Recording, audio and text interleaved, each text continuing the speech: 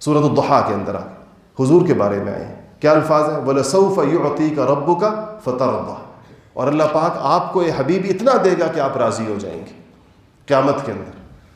علماء نے اس کے اوپر لکھا ہے کہ حضور راضی، اللہ حضور کو راضی کرے گا قیامت میں. تو حضور تو راضی نہیں ہوں گے جب تک ان کا ایک امتی بھی جہنم کے اندر ہوگا. حضور کیسے راضی ہو سکتے ہیں کہ ان کا امتی جہنم میں ہو اور حضور راضی ہو جائیں کہ اسی پر بات ختم ہو جائے؟ بشرطے کہ انسان امتی ہو، اتنا ضرور حضور کے ساتھ انسان کا تعلق ہو کہ وہ امتی کہلائے جانے کا مستحق ہو.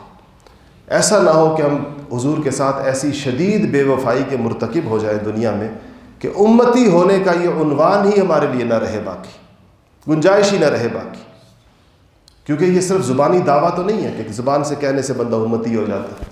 ایک اپنے آپ کو امتی کہہ رہا ہے تو یہ امتی بھی ہے. یہ تو قیامت کے اندر پتہ چلے گا کہ واقعی امتی کون تھا اور کون ہے جس کے جہنم میں رہنے پر نبی یا جس کے گناہوں کی وجہ سے. ایک انسان نیک لوگوں سے بھی گناہ ہو جاتے ہیں، کون گناہوں سے تو کوئی بھی پاک نہیں ہے سوائے انبیاء علیہ الصلوۃ والسلام کے. تو لیکن نبی کریم صلی اللہ علیہ وسلم جن کی شفاعت کریں گے، جن کی سفارش کریں گے، یا جن کے جہنم میں رہنے پر راضی نہیں ہوں گے، جن اللہ پاک ان کو جہنم سے نکال کے حضور کو راضی کریں گے، وہ لوگ یقیناً ان میں کم سے کم ایک وصف ضرور ہوگا، اور وہ یہ کہ وہ حضور اکرم صلی اللہ علیہ وسلم کے وفادار ہوں گے.